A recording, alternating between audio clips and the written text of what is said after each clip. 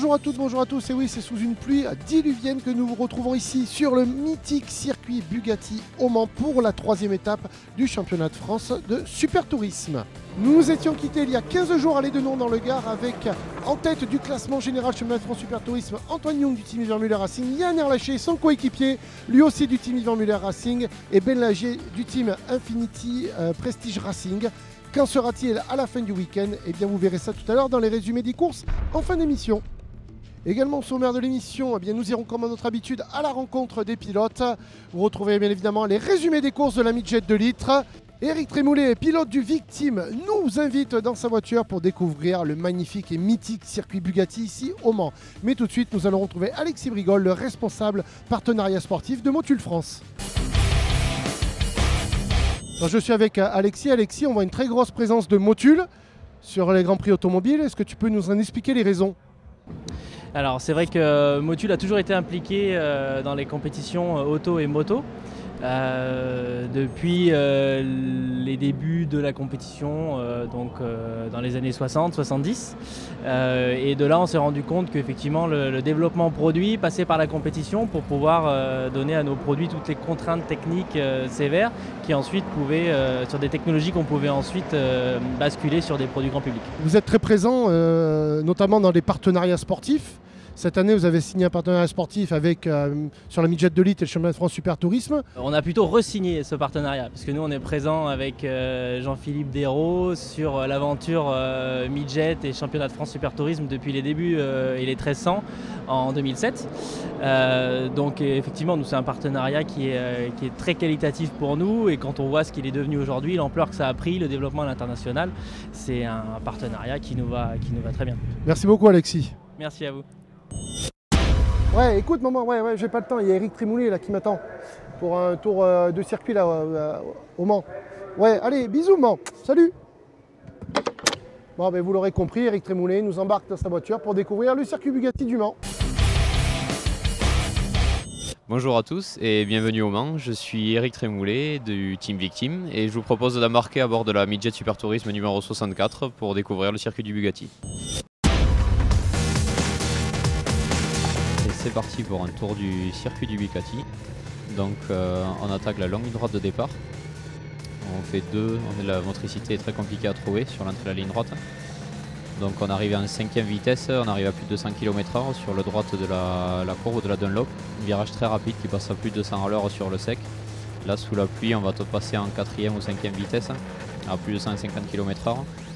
Et on arrive sur un gros frein pour la chicane de la Dunlop où la piste a vraiment un très gros grip ici, donc on peut passer très vite. On ressort, on monte les rapports 3-4 et on arrive sur un long droite où on va chercher vraiment très extérieur, à flirter avec les graviers pour chercher le maximum de grip et toujours essayer de trouver la motricité en sortie de virage, ce qui est compliqué avec cette auto. 3e, 4e vitesse, on arrive sur le virage du musée où pareil que le gauche d'avant ou le droite d'avant, on va chercher très extérieur, en dehors presque de la ligne de course, et on fait tout l'extérieur pour toujours trouver le maximum de grip. On redescend vers le virage du gavrage vert, où on arrive sur un premier virage qui est vraiment dénué d'adhérence, où on est vraiment sur des œufs. On passe en 3e vitesse. Il faut être vraiment très léger sur la remise de gaz, parce qu'il n'y a vraiment pas du tout de grip. On enchaîne sur une longue ligne droite, où on va arriver à près de 200 km/h encore une fois, et en 5e vitesse sur le S du chemin au bœuf, un virage très rapide sur le sec, mais sous la pluie, pareil que précédemment, il n'y a vraiment pas beaucoup d'adhérence, il est très compliqué. Donc en tracé extérieur, on essaye de revenir et de reprendre la corde pour le droite, tout en gardant un filet de gaz à la sortie pour ne pas échapper la voiture. On arrive ensuite dans l'enchaînement des S bleus, où on va chercher bien extérieur pour toujours pareil aller chercher l'adhérence maximale. Et on revient après pour la fin des S bleus, toujours pareil à l'extérieur sous la pluie. Les trajectoires sont vraiment assez atypiques sur ce circuit. Et enfin le dernier virage, le double droite qui conditionne la ligne droite de départ, il n'y a vraiment pas d'adhérence, on est encore une fois sur des œufs, c'est très difficile de trouver la motricité, on le voit sur les images. Et il est très important parce qu'il conditionne la ligne droite d'arrivée. Bon, le blanc c'est salissant. Là, je suis trop gros. Bon, le temps que je trouve une freine qui me plaise, on vous propose le résumé des courses du championnat de France Super Tourisme Endurance. Ça, c'est trop cher. Ah, pas mal ça.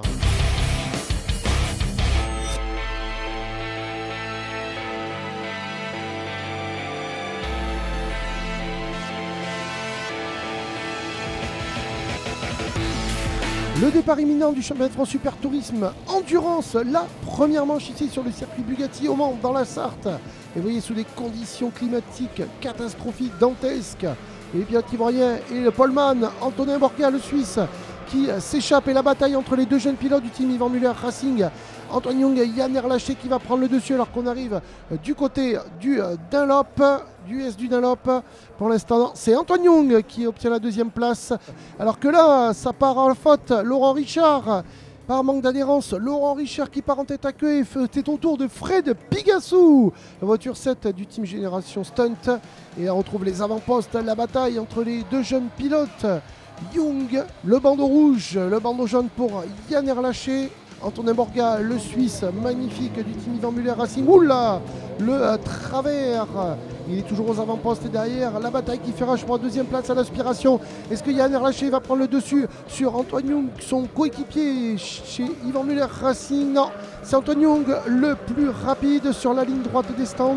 Et Nicolas Gomard, la voiture 89 qui attaque Grégor Raymondis sur la longue ligne droite des stands. Est-ce que ça va passer pour la voiture 89 Team AGS Evans? Oui, il a pris le meilleur, il a pris le dessus, Nicolas Gomard. Mais attention, la riposte de Grégor Raymondis et Antonin Borga, le leader de la course, toujours en première position. C'est la victoire finale pour le Suisse Antonin Borga. Deuxième, Yann Erlaché. Attention, la troisième place, et bien c'est Ben Lagier au final qui récupère la troisième place sur le tête à queue dans les derniers mètres, le dernier virage d'accélération. Antoine Young sur l'accélération qui est parti à la faute, le tête à queue, c'est Ben Lagier qui profite.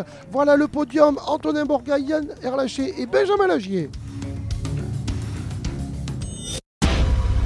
Allez, je suis avec Antonin Borga, le premier vainqueur ce week-end ici au Mans pour le championnat de France Super Tourisme Endurance. Il vient de gagner la première manche.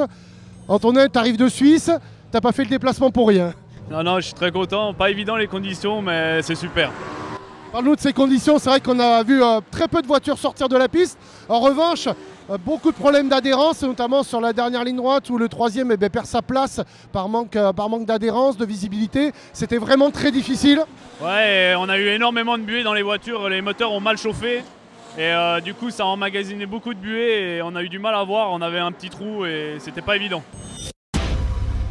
Nous voilà partis pour le championnat de France Endurance, la deuxième manche et le départ. Encore une fois, le poleman Antonin Borga, comme lors de la première manche, c'est lui qui est parti premier dans ses roues. Yann Erlaché, Benjamin Lagier troisième, et Benjamin Lagier qui est menacé, qui est attaqué par Antoine Young à l'intérieur, où les glissades, les sorties extérieures, on prend large certes pour revenir mieux sur la piste, mais vous voyez qu'à l'accélération, eh bien, les voitures virent, sous-virent, manque d'adhérence énorme, mais pour l'instant Ben Lagier qui conforte sa troisième place sur la ligne droite des stands. Antonin Borga vu sur le leader, la voiture numéro 8 qui mène les débats et la bataille derrière. Magnifique bataille entre Rodolphe Valgren et la voiture 89. Il me semble que c'est Christophe Carrière, le coéquipier de Nicolas Gomard. Et on revient là sur les avant-postes de la course parce que là, Ben Lagier, il est attaqué par Antoine Young. Ça part bien extérieur pour bien reprendre la ligne et aller chercher du grip sur l'extérieur. Et on voit que quand on revient sur la piste à l'accélération, eh bien les voitures chassent. Les pilotes sont sur des œufs. Tout est vraiment fébrile sur la piste et la bataille pour la troisième place. Antoine Young, est-ce que ça passe avec Ben Lagier? Ouh, l'accélération magnifique de Ben Lagier, la voiture numéro 77. Il reprend sa troisième place, Ben Lagier. On arrive au virage du raccordement avec la longue ligne droite des stands et derrière aussi la bataille à tous les étages dans ce championnat de France Super Tourisme Endurance. Et Fred Pigassou qui prend le dessus, magnifique manœuvre de Fred Pigassou sur André Bordas, la voiture numéro 19. Allez, on revient sur le leader de la course, Antonin Borga, le Suisse qui va s'octroyer une nouvelle victoire, le doublé pour lui dans la championnat de France Super Tourisme Endurance. Yann Erlaché d'une courte tête sur Ben Lagier, voilà le podium.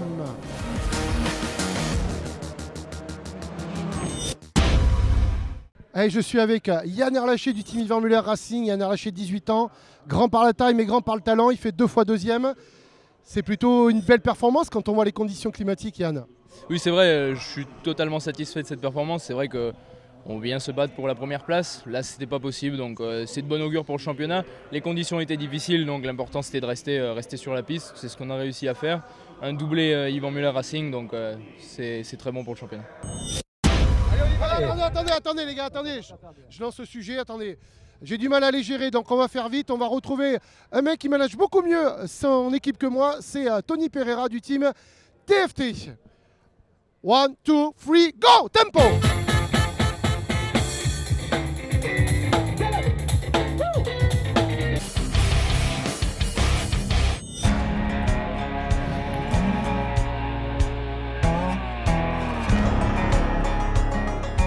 Allez, je suis avec Tony Pereira, le manager du team TFT. Tony, bonjour. Bonjour. Est-ce que tu peux nous parler un petit peu du team, ce que vous faites, d'où vous venez? Alors nous sommes basés à Nogaro. Donc nous faisons plusieurs championnats, dont le championnat Super Tourisme cette année, c'est une nouveauté pour nous. On avait roulé il y a quelques années en midget 1300. Et donc on fait aussi le championnat V2V, nous sommes champions en titre l'an dernier. Et nous faisons aussi le championnat NASCAR. Donc cette année, une nouveauté, nous avons décidé de nous lancer dans le championnat Super Tourisme avec ces nouvelles autos qui sont vraiment superbes. Parle-nous un petit peu de ton écurie. Alors donc, nous avons 2 voitures, nous avons uniquement 3 pilotes parce qu'on a un pilote qui ne partage pas sa voiture, il fait toutes les courses. C'est Anthony Gandon qu'on a formé au sport auto avec la midget 1300. Il a fait différents championnats, il a fait le championnat NASCAR, il a été champion NASCAR aussi. Et cette année, il avait vraiment envie de rouler avec cette midget Super Tourisme. Lui, il roule avec la numéro 777. Nous avons Eric Kental, qui est propriétaire de sa voiture, avec la numéro 29, qui partage le volant avec différents pilotes, puisqu'on n'a pas de pilote attitré à l'année.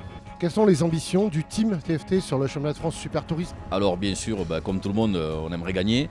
On a en face de nous une équipe qui va très très bien, c'est l'équipe d'Yvan Muller. Ça sera très très difficile de les battre malheureusement. Mais bon, on est toujours là, on va faire de notre mieux. C'est vrai que ce week-end sous la pluie c'est un petit peu difficile.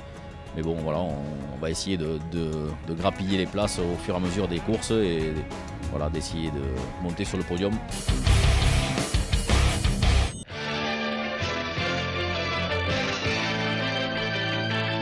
Merci monsieur. Le résumé course du week-end sur le championnat de France Super Tourisme Sprint.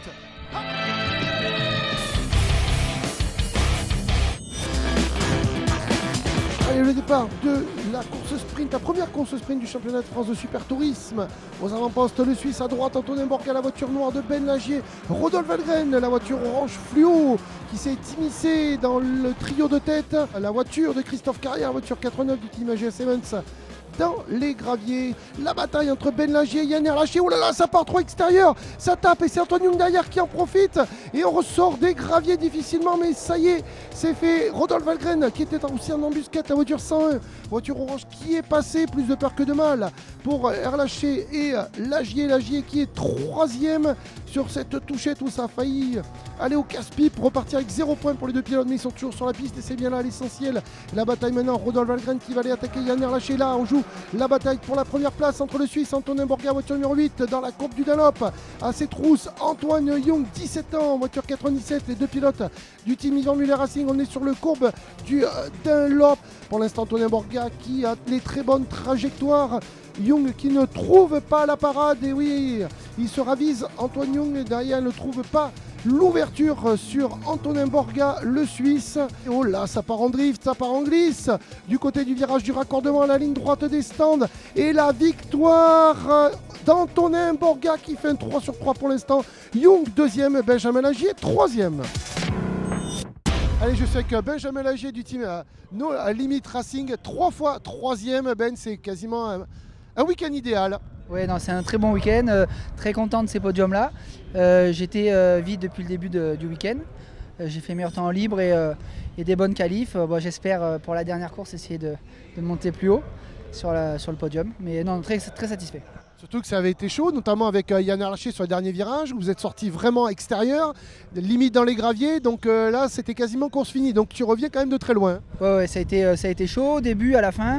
On a fait un petit bac tous les deux, je crois, 2e tour. Et chaud aussi, virage avant la ligne droite des stands. Donc non, on limite les dégâts et très content. Et puis c'est très bon en termes de points au classement général, parce que là, tu remplis les caisses. Exactement, petite écureuil et je garde mes points et c'est bien, je suis content. Merci Ben. Merci à vous. Seb, qu'est-ce que tu fais? Ah oui, ben, excuse-moi, mais comme j'en soulèverai jamais de ma vie, je me ramène des souvenirs à la maison. Par contre, s'il y en a un qui les soulève depuis le début du week-end, c'est Antonin Borga, le Suisse, qu'on retrouve tout de suite.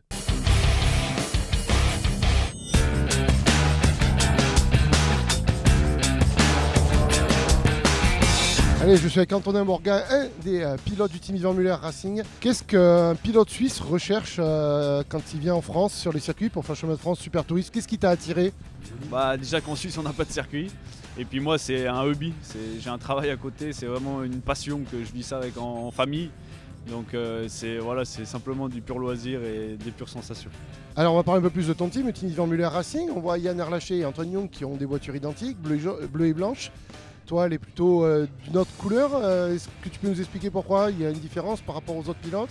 Alors moi, sur la déco, ça se voit. J'ai beaucoup de sponsors cette année qui m'ont donné un coup de main. Et en fait, ça m'a permis de pouvoir acheter la voiture, donc de la décorer à ma façon. Et je suis amoureux d'Audi depuis que je suis gamin, donc j'avais dit pourquoi pas faire un peu ses couleurs. Donc voilà, c'est pour ça qu'elle est différente des autres. Comment ça se passe avec des pilotes? Toi, tu disais justement précédemment, c'est que tu as une profession à côté.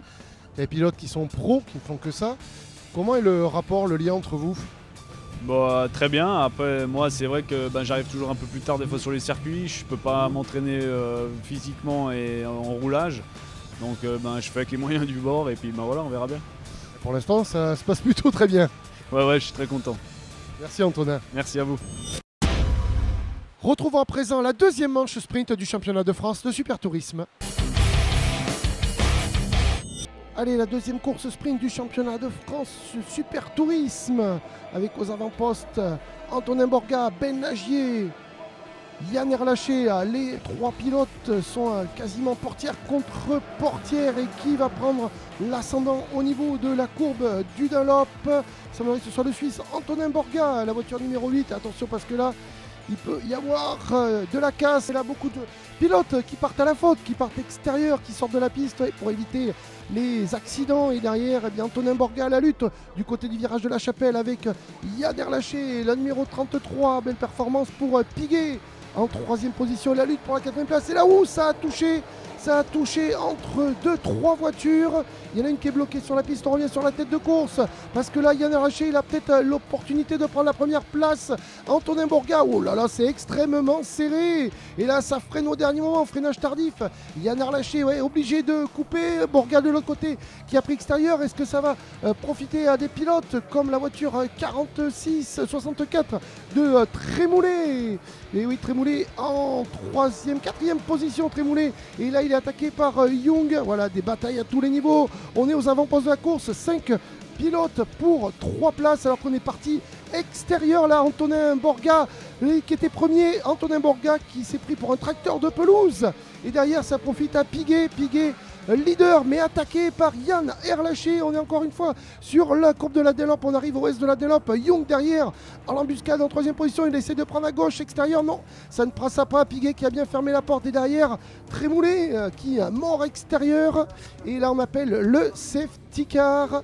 Drapeau jaune et ça repart de plus belle avec Piguet du côté du virage du raccordement avant d'attaquer la ligne droite des stands.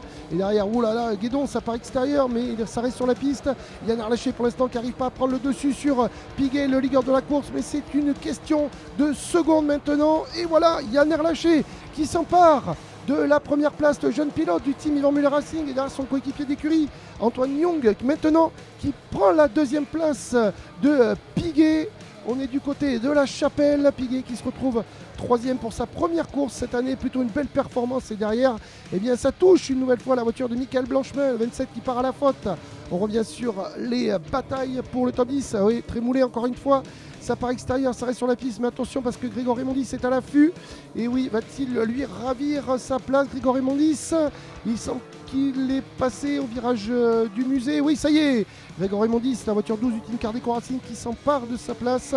Et la victoire finale pour Yann Erlaché, la deuxième place d'Antoine Young, les deux pilotes du team Yvan Muller Racing. Et la troisième place, elle est pour Piguet de justesse.